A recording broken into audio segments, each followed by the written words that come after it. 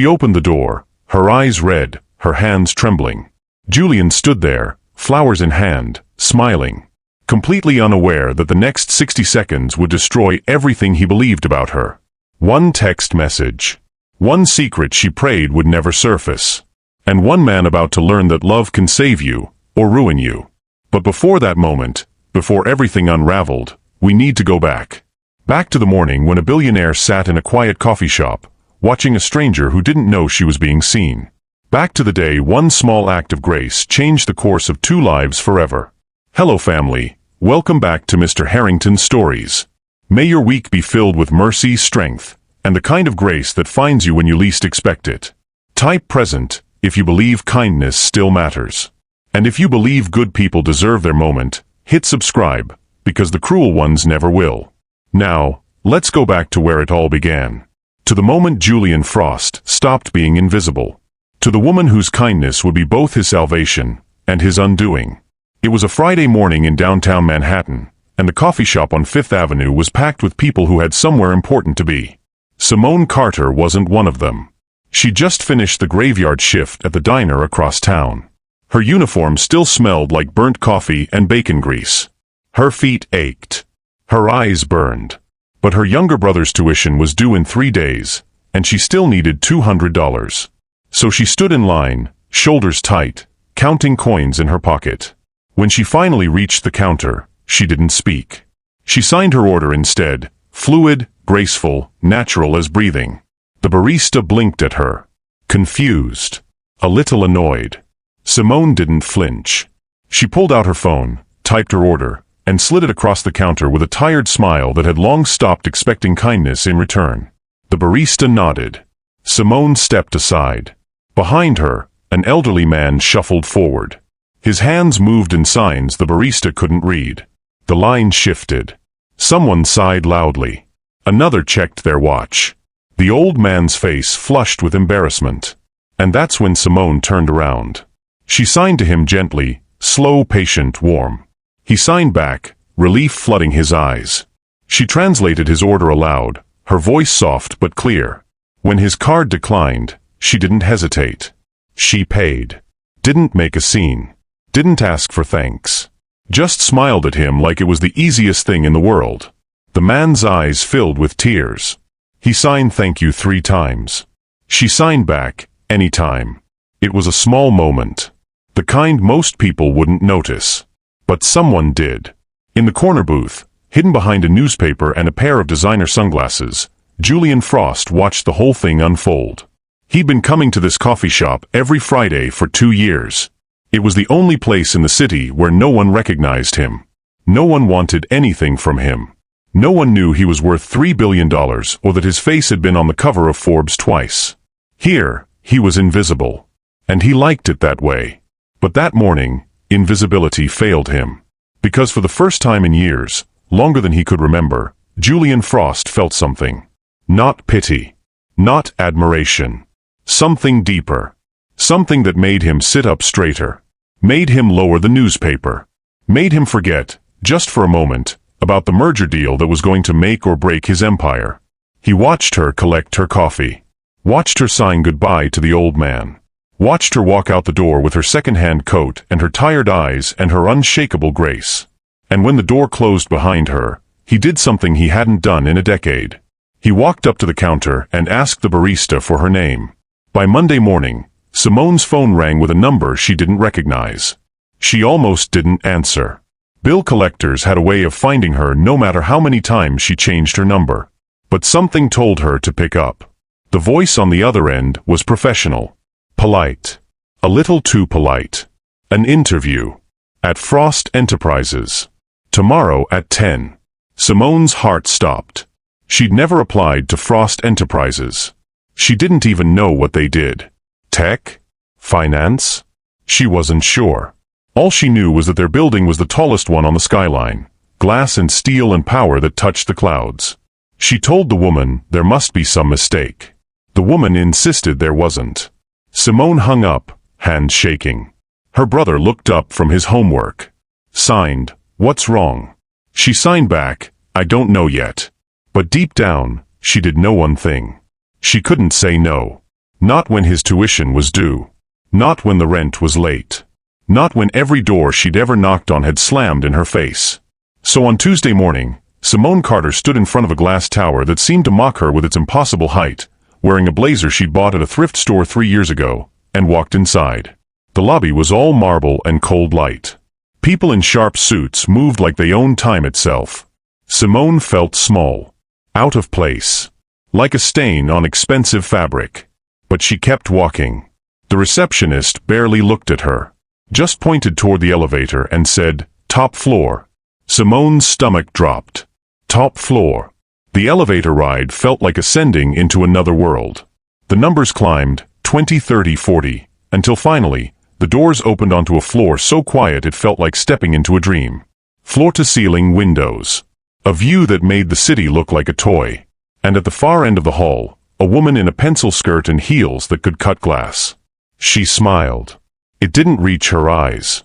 "Mr. Frost will see you now." Simone's breath caught. Frost.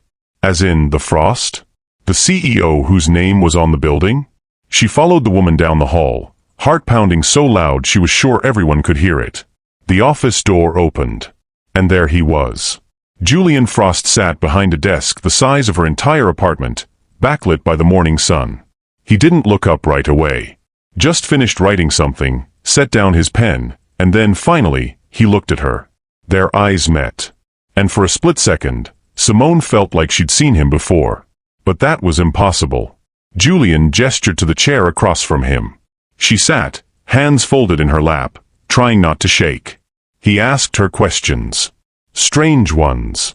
Not about her resume. Not about her skills. He asked her what fairness meant to her. She answered honestly. Said fairness was doing the right thing even when no one was watching. Even when it cost you something.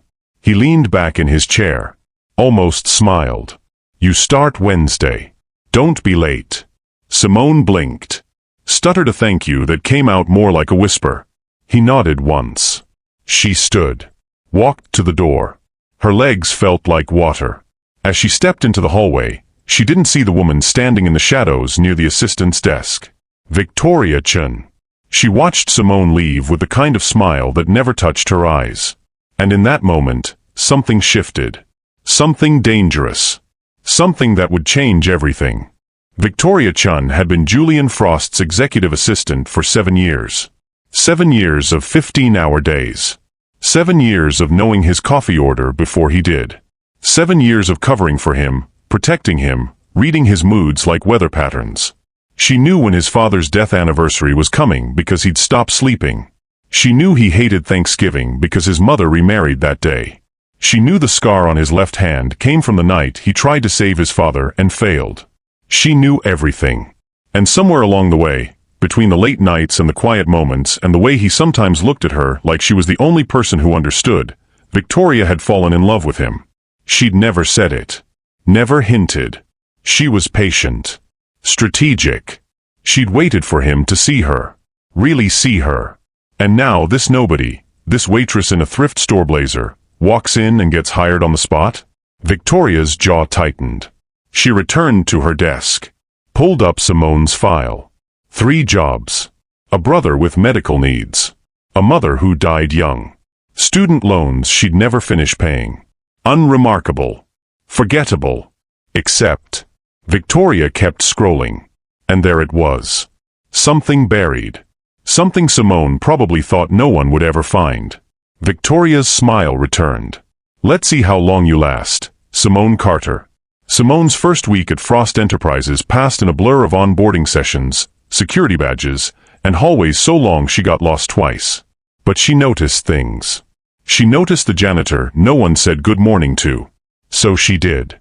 She noticed the IT specialist who wore hearing aids and communicated mostly through email.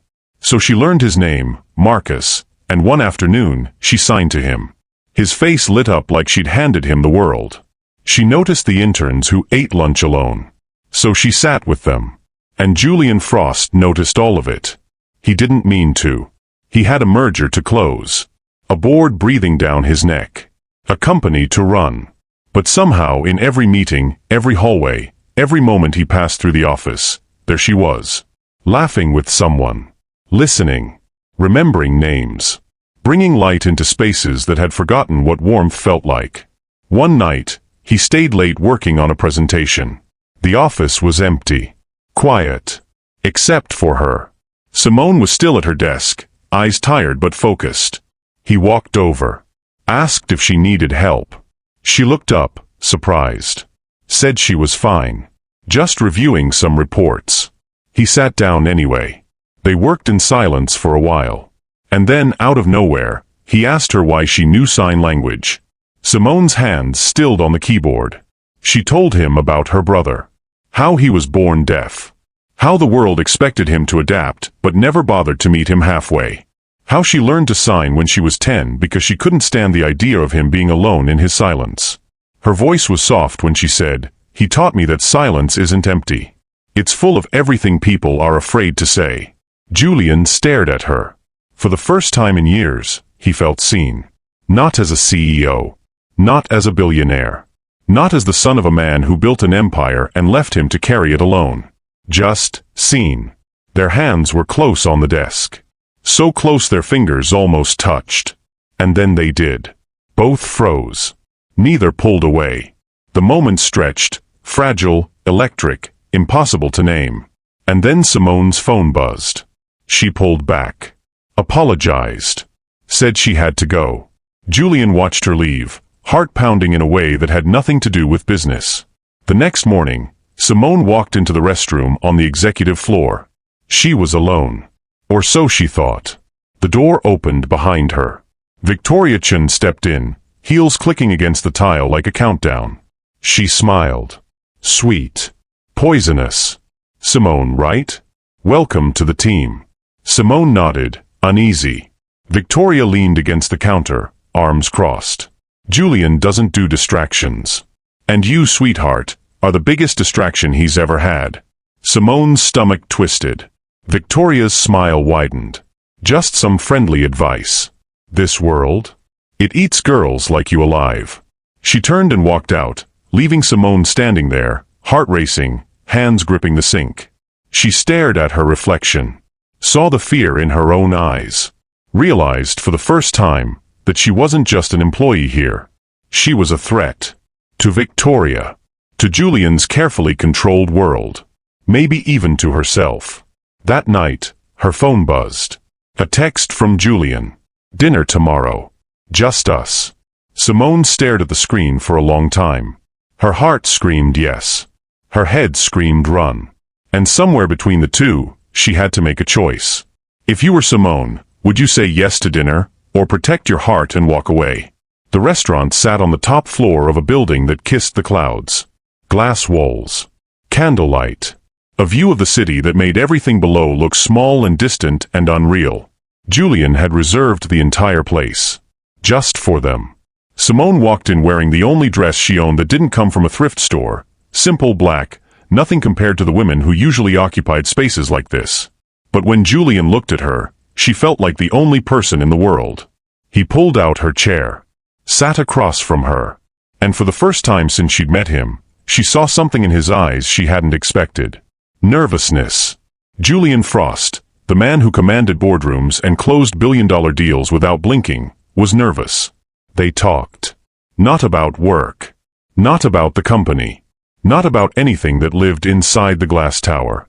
He told her about his father. The man who built an empire from nothing. Who taught him that emotion was weakness. Who worked until his heart gave out in the middle of a board meeting, leaving Julian to carry a legacy he never asked for. Julian's voice was quiet when he said, "I forgot what kindness looked like. Until I saw you in that coffee shop." Simone's chest tightened. She told him about her mother. About working doubles at the diner while her mom cleaned office buildings at night. About the day her father left without a word. About raising her younger brother when she was barely more than a kid herself. About the morning she found her mother collapsed in the kitchen, too exhausted to stand, too proud to ask for help. About the funeral she paid for with money she didn't have. Her voice broke when she said, "You made me believe I deserve more than survival." Julian reached across the table. His hand covered hers. And for one perfect, fragile moment, they weren't a billionaire and a girl from nowhere. They were just two people who'd been broken by the world and somehow found each other in the wreckage. Simone's eyes filled with tears. Julian's thumb brushed across her knuckles. And then her phone buzzed. Once. Loud in the quiet. She glanced down. Her face went pale. All the warmth drained from her body in an instant. Julian frowned. Asked if everything was okay. Simone couldn't speak. She stared at the screen like it was a ghost. One message. One sentence. I know what you did 5 years ago. And beneath it, a photo. Her. Younger. Thinner. Holding a protest sign outside a gleaming corporate building. The same building Julian's father had owned before he died. Simone's hands shook. The restaurant spun around her. Too bright, too loud, too impossible. She stood abruptly. Mumbled something about needing the restroom. Julian called after her, but she didn't stop. She locked herself in a marble bathroom that smelled like expensive soap and regret. Leaned against the sink. Tried to breathe. But the past was flooding back. Fast, relentless, drowning. 5 years ago, she was 23 and angry. Her mother had just been fired from a company that chewed through workers like they were disposable. No severance. No explanation. Just a letter that said her position was no longer needed. 3 months later, her mother's heart gave out. Stress-induced heart failure, the doctor said. Simone didn't believe in coincidences. She joined a protest group. Stood outside that building every Saturday for 6 months. Held signs. Chanted slogans. Demanded justice for people like her mother who built empires with their hands and died with nothing. She never knew the name of the man who owned that company. Never cared. All she knew was that he represented everything wrong with the world. And now, 5 years later, she was sitting across from his son. Falling in love with his son. Her phone buzzed again. Victoria's name flashed on the screen. Does he know? Or should I tell him for you? Simone's knees buckled. A knock on the door. Julian's voice, soft and worried. Simone? What's wrong? She opened the door with a smile that didn't reach her eyes. Told him it was nothing. Just family stress. Her brother. School stuff. Julian didn't believe her. She could see it in the way he looked at her, searching, questioning, almost pleading for the truth. But she couldn't tell him. Not here. Not like this. Not when everything between them was so new and fragile. So she lied. And he let her. The drive home was silent. No music. No words. Just the hum of the engine and the weight of everything unsaid pressing down on them like a storm about to break. When they pulled up to her building, Simone turned to him. Said, "Thank you for tonight." Her voice was hollow. Julian nodded. But his jaw was tight. His hands gripped the steering wheel like he was holding himself back from asking the questions that would shatter everything. She stepped out of the car. He watched her walk away, shoulders hunched, steps too quick, like she was running from something he couldn't see. And somewhere deep in his chest, something cracked. Across the city, in a penthouse apartment with floor-to-ceiling windows and a view that cost more than most people made in a lifetime, Victoria Chin poured herself a glass of wine. Smiled at her phone. Whispered to the empty room, "Perfect." Days passed. Simone avoided Julian as much as she could. Took lunch at her desk. Left meetings early. Kept her head down. But Julian noticed. He always noticed. He wanted to ask. Wanted to pull her aside and demand the truth. But the merger was days away from closing. The board was breathing down his neck. And he couldn't afford distractions. Even if the distraction was the only thing that made him feel human. The board meeting was scheduled for Friday morning. Julian stood at the head of the table, surrounded by men in expensive suits who measured success in zeros and power in silence. He presented the merger, clean, confident, flawless. The board nodded. Asked their questions. Everything was going according to plan. And then mid-sentence, every phone in the room buzzed at once. Julian paused. Frowned. One of the board members opened his email. His expression changed. Another opened his. Then another. The room shifted, subtle but deadly. Julian pulled out his phone. His stomach dropped. An anonymous email. Sent to every board member. The subject line, CEO's new hire, corporate revenge disguised as romance? Inside, photos of Simone at the protest. Articles about her mother's death. Her termination from Julian's father's company. And a narrative, carefully crafted, that painted her as a woman with a vendetta. A woman who infiltrated Frost Enterprises to destroy them from the inside. The room erupted. Voices overlapping, angry, demanding, accusatory. Julian stood frozen. His eyes found Simone in the corner. She was taking notes. Or pretending to. Her face was white. Her hands trembled. She looked up. Their eyes met. And in that moment, Julian saw the truth. Not in words. Not in explanations. But in the way her face crumbled. In the way she looked at him like she was already saying goodbye. Victoria sat 3 seats down, sipping water, her expression calm and neutral. Like she had nothing to do with the chaos unfolding around her. Julian's voice cut through the noise. Sharp, cold, final. Ms. Carter. My office. Now. The walk to his office felt like a funeral march. Simone's legs barely carried her. Her vision blurred. Her heart pounded so loud she couldn't hear her own thoughts. Julian closed the door behind them. The sound echoed like a gunshot. He didn't sit. Didn't offer her a chair. Just stood there, arms crossed, jaw tight, looking at her like she was a stranger. He picked up the printed email from his desk. Threw it in front of her. Asked one question. Is this true? Simone's knees buckled. She gripped the edge of the desk to keep from collapsing. And then, finally, she told him everything. Her mother. The protest. The years of poverty that followed. Her voice shook when she said, I didn't know who you were. I swear, Julian. When I took this job, I had no idea your father owned that company. Julian's expression didn't change. She kept talking, desperate, pleading, sobbing. I wasn't using you. I wasn't lying. I didn't know how to tell you. I didn't know how to say that the man who built your empire destroyed my family. Julian turned away. Looked out the window at the city below. His voice was quiet. Almost broken. I saw you, Simone. I thought you saw me too. But maybe all you saw was the son of the man who destroyed your family. Simone shook her head, tears streaming down her face. Julian, please. He turned back to her. And the look in his eyes shattered her. You're fired. Effective immediately. The words hung in the air. Cold. Final. Unforgiving. Simone opened her mouth. But no sound came out. She nodded once. Turned. Walked out of his office with her head high and her heart in pieces. And as the door closed behind her, Julian stood alone in the silence, wondering if he'd just made the biggest mistake of his life. Or if she'd made it first. Do you think love can survive this level of betrayal, or was it doomed from the start? Simone packed her desk in silence. No one looked at her. No one said goodbye.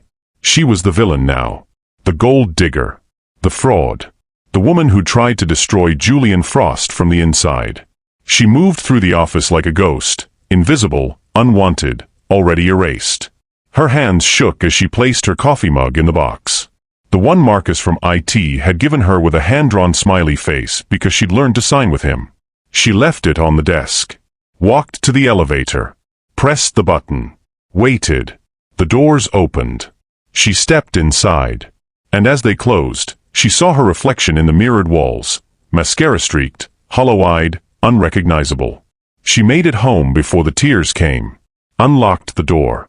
Dropped her box on the floor. Collapsed onto her bed. And cried. Not soft tears. Not quiet grief.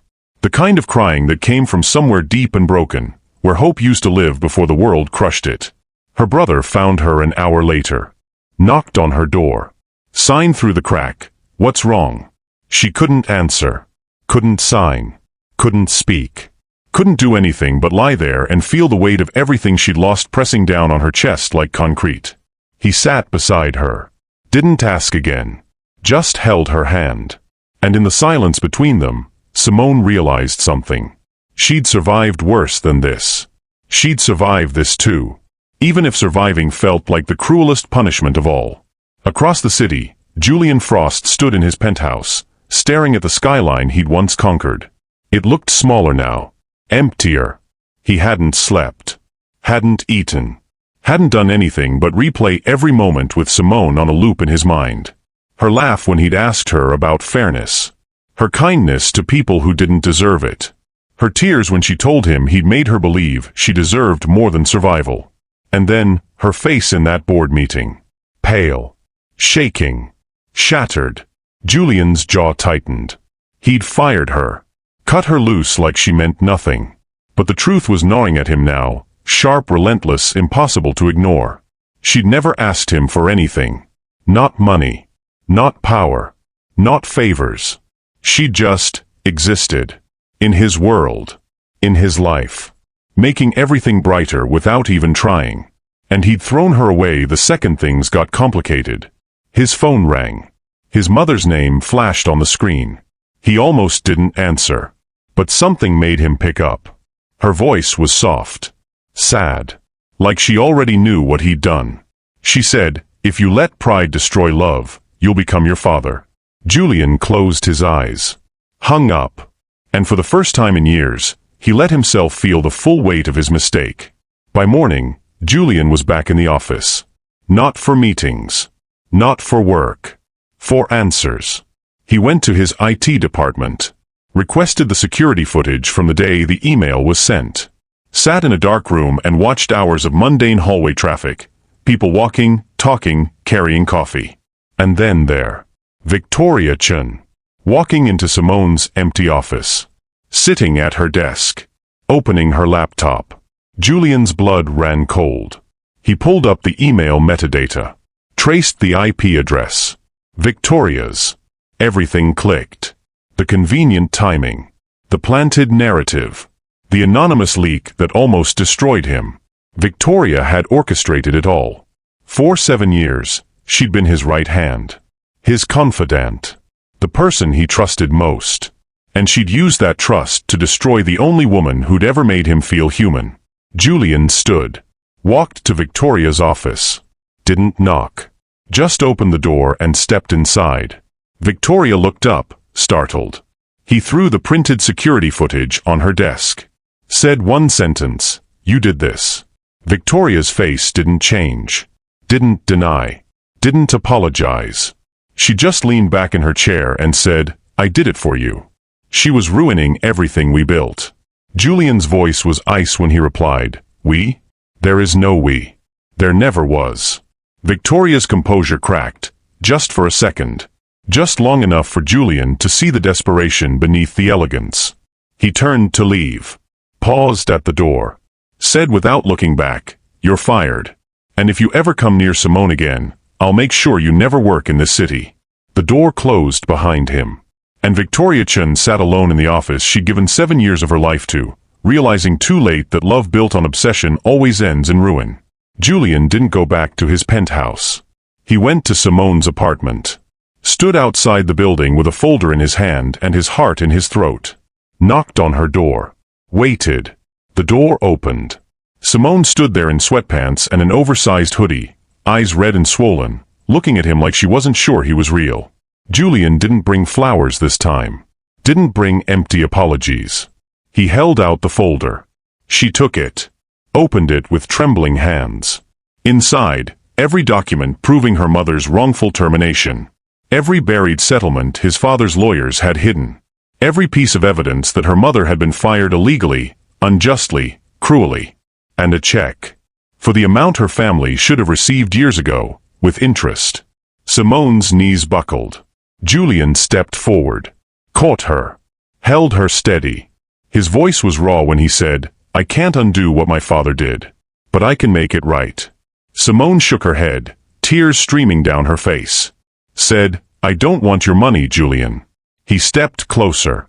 So close she could see the exhaustion in his eyes. The regret. The love. Asked, "Then what do you want?" She looked up at him. And the words came out broken, honest, terrifying. "I want you to look at me the way you did that night at dinner. I want to be the man you believed I could be." Simone's breath caught. She whispered, "You already are." Julian's hand came up to cup her face. And then, finally, He said the words that had been burning in his chest since the moment he saw her in that coffee shop. "I love you, Simone. And I don't care who knows it." She broke. Fell into him. Let him hold her while she cried, not from grief this time, but from relief. Because sometimes love doesn't feel like fireworks. Sometimes it feels like coming home after being lost for too long. The next morning, Julian walked into the board meeting with Simone by his side. The room went silent. Half the board members looked furious. The other half looked stunned. Julian didn't sit. Didn't wait for permission to speak. He just stood at the head of the table and said, "I'm making Simone Carter the new director of corporate ethics." The room erupted. Voices overlapping, angry, disbelieving, demanding explanations. Julian's voice cut through the chaos. "If you want me gone, vote me out. But Simone Carter stays. Because she's the only one in this room who understands what integrity actually means." Simone stood beside him. Not behind. Not in his shadow. Beside him. No longer afraid. No longer apologizing for existing. The board demanded a vote. Julian knew the risk. Knew his empire hung in the balance. But he didn't flinch. The votes were cast. Counted. Announced. Julian kept his position. By one vote. He turned to Simone. Almost smiled. She almost smiled back. And in that moment, they both knew this was only the beginning. 1 year later, Simone and Julian walked into the same coffee shop where it all began. The line was just as long. The barista just as rushed. The world just as indifferent to small acts of kindness. But Simone and Julian weren't indifferent anymore. They ordered their coffee. Waited by the counter. And then, Simone saw him. The elderly deaf man. Sitting in the corner with his newspaper and his coffee. He looked up. Recognized her. His face broke into a smile. He signed, "Thank you." Again. Simone signed back, "Anytime. Always." Julian watched her with the same wonder he'd felt that first day. Like he was seeing magic happen in real time. They sat down. Hands intertwined across the table. Julian leaned close. Said, "You changed my life that day." Simone smiled. The kind of smile that reached her eyes now. Said, "You changed mine too. You just didn't know it yet." The morning light filtered through the window. Soft, golden, forgiving. They weren't perfect. Their story wasn't a fairy tale. But they were real. And they'd chosen each other. Not because it was easy. But because it was worth it. Some people believe in fate. Others believe in chance. But Simone and Julian? They believed in choosing each other, every single day. In the kindness that costs nothing but gives everything. In the love that survives because it refuses to quit. And in the quiet truth that sometimes, the smallest acts change the world. What would you have done in Simone's place? Forgiven him and risked everything, or walked away to protect your heart? Let us know in the comments. Thank you for being here, family. If this story touched you, share it with someone who needs to believe in second chances. And remember, kindness is never wasted. It's always watching. Always waiting. Always ready to change everything. Until next time, stay blessed.